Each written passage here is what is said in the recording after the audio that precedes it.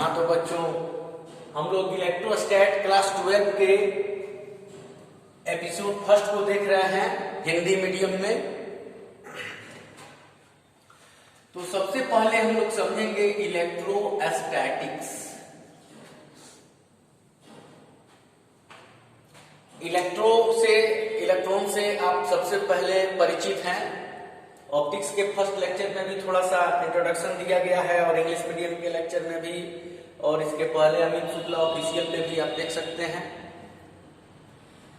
तो इलेक्ट्रोस्टैटिक्स जो है स्थिर वैद्युतिकी जिसको कहते हैं, स्थिर वैद्युतिकी। इसका मतलब है विद्युत आवेश जब स्थिर अवस्था में अपने गुणों एवं प्रभावों का प्रदर्शन करे तो उसके अध्ययन को स्थिर वैद्युतिकी कहा जाता है। अर्थात स्थिर अवस्था में स्थिर आवेशों के गुणों एवं प्रभावों का अध्ययन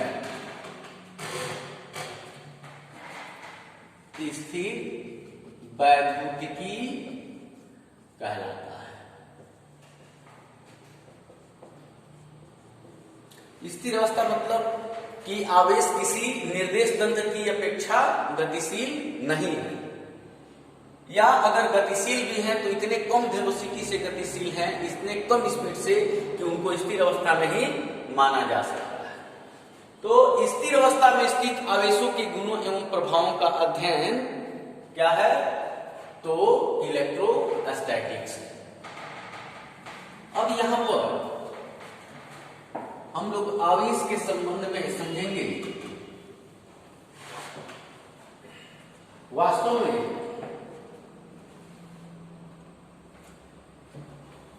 जो प्रकृति की जितनी भी वस्तुएं हैं वे उदासीन हैं।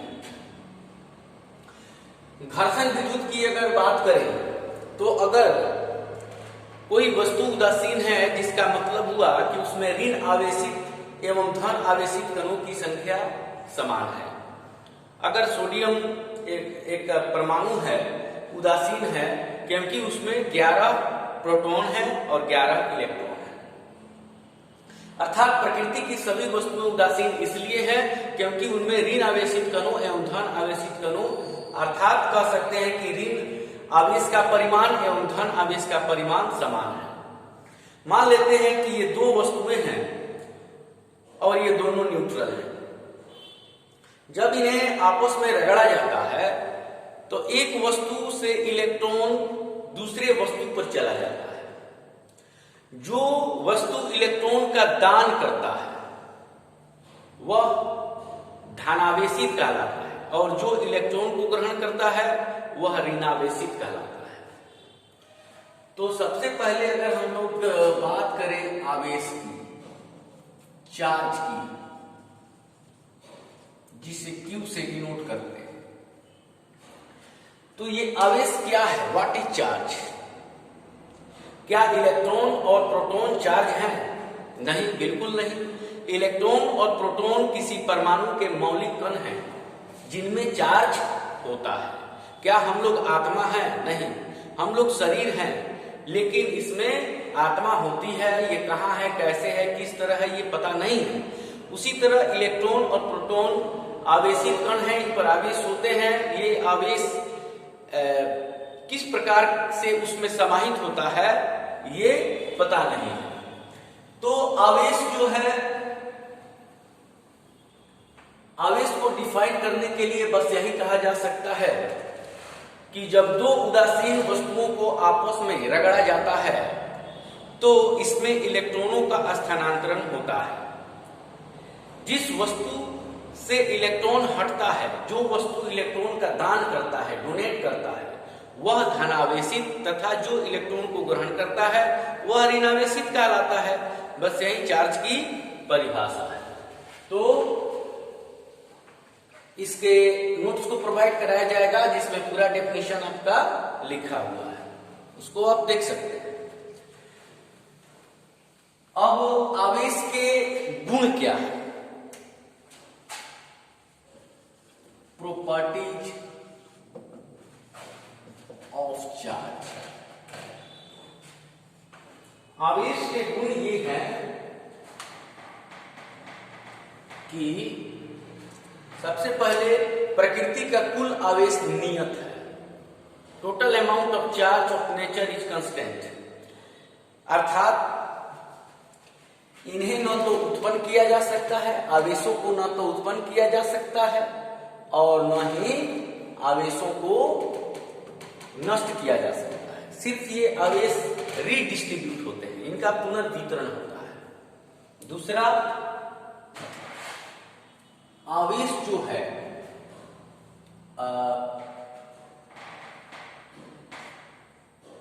सबसे पहले हम लोग देखें कि आवेश जो है उसका पुनर्वितरण होता है। Total amount of charge is to be constant. प्रकृति का कुल आवेश नियत है। प्रकृति का कुल आवेश कांस्टेंट है, नियत। आवेश न तो उत्पन्न किए जा सकते हैं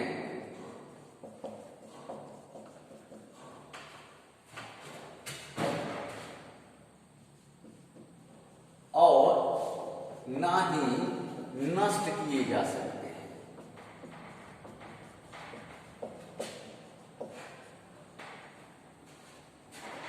दूसरा, आवेश अदिश राशि है। आवेश अदिश राशि है, स्केलर क्वांटिटी,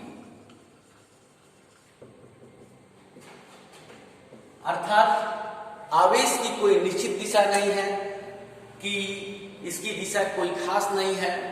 अगर किसी कंडक्टर में चार्ज है तो उसकी दिशा, उसके मूव की दिशा, उसके गति की दिशा उस चालक को दिए गए विभव पर निर्भर करता है। तो आवेश अदिश राशि है। तो आप जानते हैं कि अदिश राशि को जो है साधारण बीज गणितीय योग के द्वारा जोड़ा घटाया जा सकता है, सिंपल अलजेब्रिक। तो यह जो है यानी आवेश क्या, तो साधारण बीज गणितीय योग का पालन करता है। ठीक है, जैसे 3 कूलम जोड़ 4 कूलम बराबर 7 coulomb, minus 4 coulomb plus 2 coulomb equal to minus 2 coulomb, इस तरह से सिंपल अलजेब्रिक। लेकिन यहां ध्यान देने की बात है कि आवेशों के द्वारा जो लगने वाले बल हैं या आवेश के द्वारा जो उत्पन्न तीव्रता है वो सदिश राशि है। तो इसे कह सकते हैं कि आवेश क्वांटीकृत होता है। आवेश क्वांटीकृत होता है। क्वांटाइजेशन का मतलब, जैसे आप पढ़े हुए हैं क्वांटम एनर्जी h न्यू, मतलब इससे छोटी एनर्जी संभव नहीं है। उसी तरह जो है चार्ज जो है 1.6 into 10 to the power minus 19 एक इलेक्ट्रॉन या एक प्रोटॉन का ये चार्ज हुआ। तो इससे कम अमाउंट में चार्ज प्रकृति में संभव नहीं है, फ्रीली संभव नहीं है। ऐसे क्वार्क्स होते हैं, up quark, top quark, down quark, bottom quark, लेकिन वो मुक्त अवस्था में नहीं पाए जाते। मुक्त अवस्था में सिर्फ जो है कम से कम इतना चार्ज पाया जाएगा। और क्वांटीकरण का मतलब हुआ ये भी कि आगे हम लोग समझेंगे कि आवेशों के क्वांटीकरण का मतलब क्या होता है। तो ये आवेश क्वांटीकरण होता है, क्वांटीकृत होता है, अदिश योग नियम का पालन करता है, यानी अदिश है, साधारण बीज गणितीय योग। तो इसके बारे में ये बता सकते हैं। इसका पूरा नोट्स आपको अपलोड किया जाएगा आज ही, उसको आप पढ़ सकते हैं क्वेश्चन आंसर के रूप में।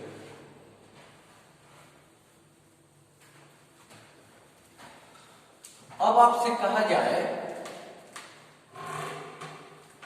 कि आवेशों के क्वांटीकरण से क्या समझते हैं।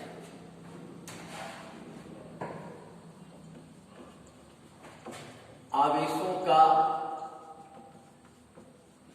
क्वांटीकरण, क्वांटाइजेशन ऑफ चार्जेस। आवेशों के क्वांटीकरण का सीधा अर्थ हो गया Q equal two plus minus NE, जहां Q बराबर आवेशित वस्तु पर आवेश की मात्रा, या डायरेक्ट लिख सकते हैं आवेश की मात्रा, अमाउंट ऑफ चार्ज। N मतलब पूर्णांक, N का मतलब पूर्णांक 1 2 3 4, और E का मतलब एक प्रोटॉन अथवा एक इलेक्ट्रॉन का आवेश, इलेक्ट्रॉन का आवेश। कहने का मतलब हुआ कि अगर कोई वस्तु आवेशित है तो उस पर आवेश की मात्रा या तो 1 इलेक्ट्रॉन के बराबर होगी, या 2 इलेक्ट्रॉन के बराबर, या 5 इलेक्ट्रॉन के बराबर। ये मात्रा 4.5, पौने 3, 3.25 नहीं हो सकती। क्यों? क्योंकि जब दो वस्तुओं को आपस में रगड़ेंगे तो एक से दूसरे पर जो इलेक्ट्रॉन जाएगा वो पूर्ण रूप में जाएगा। 1 इलेक्ट्रॉन या 5 या 10, वो 4.25, 4.5 नहीं हो सकता, क्योंकि इलेक्ट्रॉन को डिवाइड, इलेक्ट्रॉन को विभाजित नहीं किया जा सकता। तो वो जब एक से दूसरे वस्तु पर जाएगा तो एक पूरा इलेक्ट्रॉन ही जाएगा। तो इसको ये भी इसके बारे में लिख सकते हैं कि किसी वस्तु पर स्थित आवेश की मात्रा, आवेश की मात्रा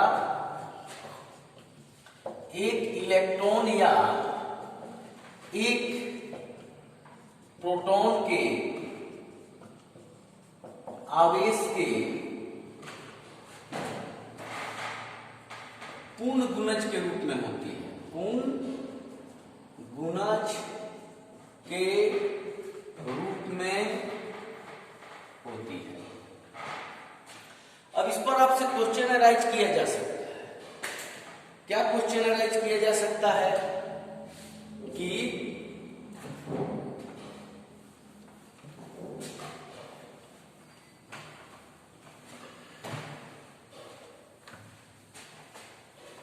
ये कहा जा सकता है कि आप बताइए कि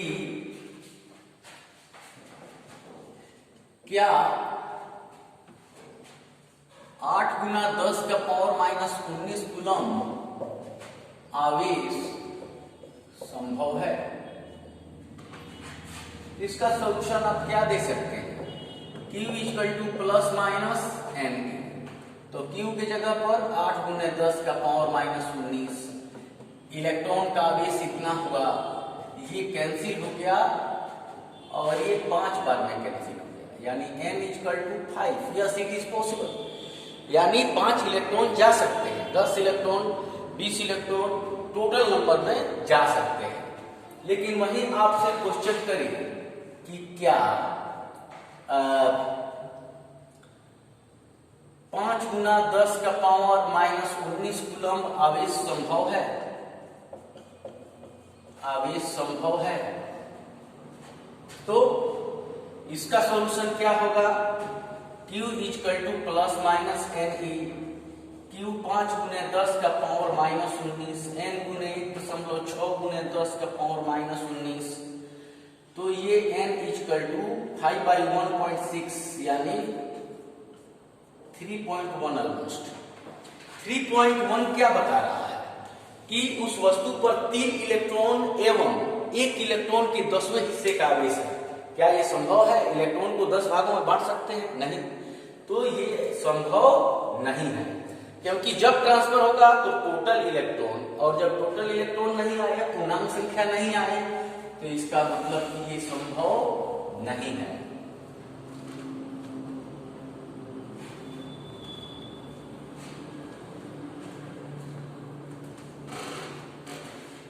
अब जो है हम लोग चर्चा करेंगे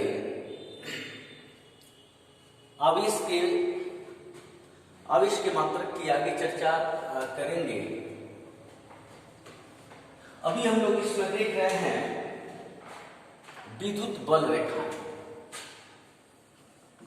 इलेक्ट्रिक फोर्स लाइन्स, विद्युत बल रेखाएं या इसी को विद्युत क्षेत्र रेखाएं भी कहा जाता है। तो ये विद्युत बल रेखा क्या है? एक चुंबक एक ब्लेड को अपनी ओर आकर्षित करता है तो क्या आप उसे देख पाते हैं? नहीं। कल्पना करते हैं कि हाँ एक फोर्स लाइन्स के द्वारा खींच रहा है। उसी तरह किसी आवेश के द्वारा लगने वाले या आवेशों के द्वारा लगने वाले बल की दिशा को दर्शाने के लिए काल्पनिक रेखाओं का उपयोग किया जाता है। इसे ही विद्युत बल रेखाएं कहते हैं। विद्युत बल रेखाओं के कंसेप्ट को समझने के लिए हम लोग एक टेस्ट चार्ज का कंसेप्ट लेते हैं। टेस्ट चार्ज को लेते हैं प्लस क्यू नॉट, मतलब पॉजिटिव फॉर्म में होता है और चार्ज तो पॉजिटिव है लेकिन नगण्य है, शून्य के बराबर, शून्य के काफी करीब। इसका मतलब कि दूसरे चार्ज इस क्यू नॉट को इफेक्ट कर सकते हैं, लेकिन क्यू नॉट का अमाउंट इतना कम है मैग्नीट्यूड कि ये दूसरे चार्ज को इफेक्ट नहीं कर सकता। तो टेस्ट चार्ज का मतलब क्या हुआ कि भौतिकी में या इलेक्ट्रोस्टैटिक्स में अध्ययन की सुविधा के लिए, इलेक्ट्रोस्टैटिक्स में अध्ययन की सुविधा के लिए एक ऐसे चार्ज की कल्पना की जाती है जो दूसरे आवेशों को प्रभावित नहीं करता परंतु दूसरे आवेश जिसे प्रभावित करते हैं, यानी नगण्य चार्ज की कल्पना की जाती है। तो टेस्ट चार्ज के रूप में आप ले सकते हैं एक प्रोटॉन का चार्ज, क्योंकि सबसे छोटा चार्ज है प्रोटॉन, या हीलियम आयन ले सकते हैं। तो ये छोटे अमाउंट का चार्ज हुआ। अब आप कहेंगे कि टेस्ट चार्ज की आवश्यकता क्यों पड़ी? तो टेस्ट चार्ज ही किसी चार्ज के द्वारा लगने वाले फोर्स के डायरेक्शन को क्लियर करता है। ये टेस्ट चार्ज ही परीक्षण आवेश ही बताएगा कि कोई आवेश या आवेशों का समूह किस दिशा में बल लगा रहा है, यानी यह आवेश अथवा आवेशों के समूह के द्वारा लगने वाले बल की दिशा को व्यक्त करता है। अब इसकी आवश्यकता इसलिए पड़ी कि अगर एक यहाँ 100 कूलम का चार्ज है, फिर यहाँ एक 100 कूलम का चार्ज है, तो कौन किस पे फोर्स लगा रहा है ये क्लियर नहीं होता। लेकिन अगर हम यहाँ एक चार्ज रख दे 100 कूलम का और ए पर, और एक चार्ज रखे 0.00001 कूलम का बी पर, तो ये पक्का है कि जब इस चार्ज को इधर लाएंगे, ये हो गया Q और ये हो गया Q नॉट, टेस्ट चार्ज, बहुत छोटा चार्ज। Q नॉट को जब इधर की ओर लाएंगे तो इसके पोजीशन में कोई अंतर नहीं आएगा, जैसे छोड़ेंगे तो Q नॉट भागेगा। लेकिन अगर Q को इधर लाएंगे तो ये Q नॉट खिसकता जाएगा, इसके इलेक्ट्रिक फील्ड के बाउंड्री लाइन से खिसकता जाएगा। तो इससे ये क्लियर हुआ कि ये 100 कूलम वाला चार्ज ही ये इस पे फोर्स लगा रहा है, यानी पॉइंट चार्ज Q ही इस टेस्ट चार्ज Q नॉट पर बल लगा रहा है। इससे एक दिशा क्लियर हुई कि बल की दिशा A से B की ओर है। इसी दिशा को क्लियर करने के लिए Q नॉट की कल्पना की जाती है। तो टेस्ट चार्ज बहुत ही कम परिमाण का एक धनावेशित चार्ज माना जाता है जो दूसरे चार्ज को इफेक्ट नहीं कर पाता, जबकि दूसरे चार्ज इसे इफेक्ट करते हैं। अब चलिए विद्युत बल रेखाएं क्या है? तो आवेश अथवा आवेशों के समूह के द्वारा लगने वाले बल की दिशा को दर्शाने के लिए आवेश अथवा आवेशों के समूह के द्वारा लगने वाले बल की दिशा को दर्शाने के लिए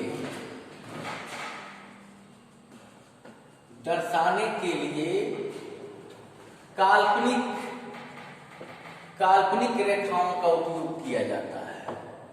काल्पनिक रेखाओं का उपयोग किया जाता है, जिसे विद्युत बल रेखाएं कहते हैं। विद्युत बल रेखाएं कहते हैं। ठीक है, तो इसे विद्युत बल रेखाओं को हम लोग दर्शाने के लिए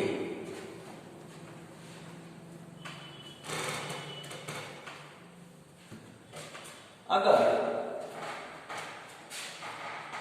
यहां एक प्लस चार्ज लेते हैं, पॉइंट चार्ज, और इसके चारों ओर क्यू नॉट रख देते हैं। ऑलरेडी आपको क्या बताया गया है कि क्यू नॉट पॉजिटिव होता है, तो क्या होगा? क्यू नॉट इधर की ओर भागेगा, इधर की ओर भागेगा। और अगर यहां माइनस चार्ज होता तो ये क्यू नॉट क्या होता? सेंटर की ओर आता, इधर की ओर आता। ठीक है, और अगर एक प्लस है और एक माइनस है, यहां पे टेस्ट चार्ज रखते हैं, तो ये इसको भगाएगा रिपल्सिव फोर्स से, विकर्षण बल से, और ये आकर्षित करेगा, तो ये इसकी दिशा होगी। और दोनों अगर प्लस है तो दोनों इसको भगाएंगे, तो ये बीच में रुका रहेगा, जिसको स्टेबल इक्विलिब्रियम, अस्थायी संतुलन कहते हैं। दोनों अगर माइनस है और या मिडिल पॉइंट में है, दोनों चार्ज के अमाउंट बराबर है, तो दोनों इसे अपनी ओर खींचेंगे और यह अनस्टेबल इक्विलिब्रियम में रुका हुआ रहेगा।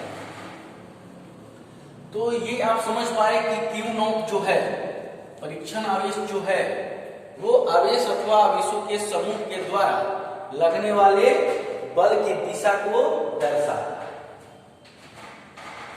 तो इसे ऐसे रिप्रेजेंट कर सकते हैं, जैसे कि एक प्लस चार्ज है, तो इसके बल रेखाओं को सेंटर से बाहर की ओर दिखाया जा सकता है, ऐसे। और अगर नेगेटिव चार्ज है तो इसे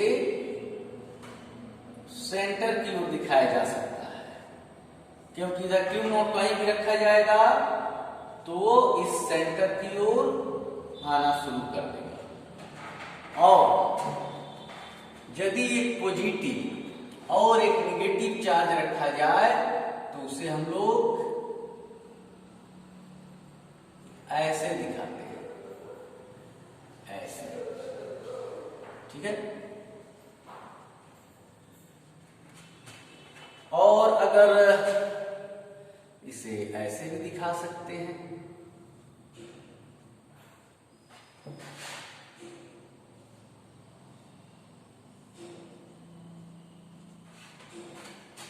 तो अब ये पॉजिटिव चार्ज हो तो क्या होगा? ये रेखाएं विकर्षित होकर मुड़ जाएंगी, एक दूसरे को काटेंगे नहीं। ठीक है, इसे ऐसे दिखा सकते हैं।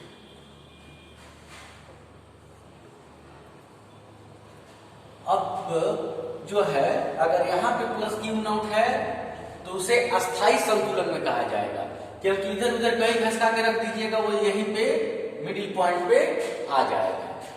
लेकिन अगर हम लोग नेगेटिव चार्ज की बात करें तो यहां नेगेटिव, यहां नेगेटिव, तो इसे आप ऐसे दर्शा सकते हैं,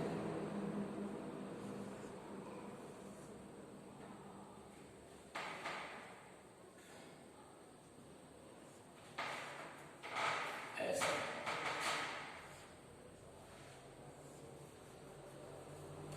तो यहां पे प्लस क्यू नॉट है, ये अनस्टेबल इक्विलिब्रियम, अस्थायी संतुलन में है। क्यों है? क्योंकि इसको थोड़ा भी कहीं घसकाएंगे तो यह किसी नेगेटिव चार्ज की ओर जा सकता है। तो ऐसे विद्युत बल रेखाओं को हम लोग शो करते हैं। अब नेक्स्ट सेकेंड एपिसोड में हम लोग देखेंगे विद्युत बल रेखाओं के गुण, प्रॉपर्टीज। Thank you.